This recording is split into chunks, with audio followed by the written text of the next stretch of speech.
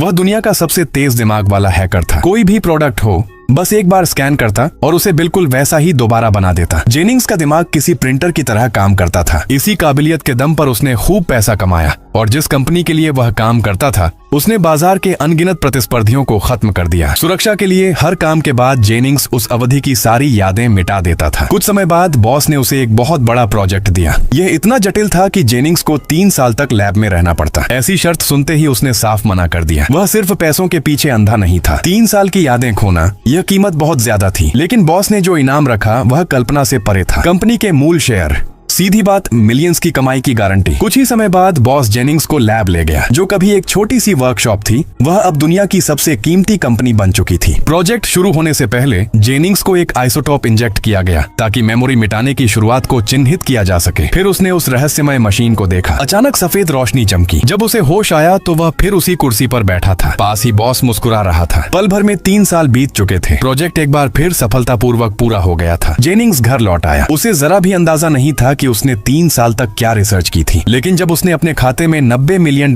के स्टॉक्स देखे तो 3 साल की यादें उतनी महत्वपूर्ण नहीं लगी। उसे लगा कि वह अब आधिकारिक तौर पर ऊंचे समाज में पहुंच चुका है। लेकिन जब उसका वकील उसकी संपत्तियों की जांच कर रहा था तो एक बड़ा झटका मिला। 4 हफ्ते पहले ही जेनिंग्स अपने सारे शेयर छोड़ चुका था। साथ ही वकील ने उसे बेकार सी चीजों का एक ढेर थमा दिया। जेनिंग्स यह मान नहीं पा रहा था, लेकिन उसकी यादों में कुछ भी नहीं था। जैसे ही वह बॉस से सामना करने वाला था, बाहर किसी ने उसे निशाने पर ले लिया। एक एजेंट ने टेजर से उसे बेहोश किया और उसे FBI मुख्यालय ले जाया गया। एजेंट कार्टर ने बताया कि उसके रिसर्च नतीजों पर राष्ट्रीय गुप्त सूचनाएं चुराने का शक है। आरोपों की सूची देखकर खुद जेनिंग्स भी पूरी तरह उलझ गया। इस बार उसकी यादें जरूरत से ज्यादा साफ तरीके से मिटा दी गई थीं। कार्टर उसकी यादें जबरदस्ती वापस लाना चाहता था, लेकिन गहरी जांच के बाद सिर्फ कुछ टूटे फूटे यादों के टुकड़े ही मिले। जब सब लोग अटक गए तो एक एजेंट ने जेनिंग्स के सामान में से सिगरेट का पैकेट निकाला और कार्टर को दे दिया। जैसे ही कार्टर ने धुआं छोड़ा, पूछताछ कक्ष का अलार्म बज उठा।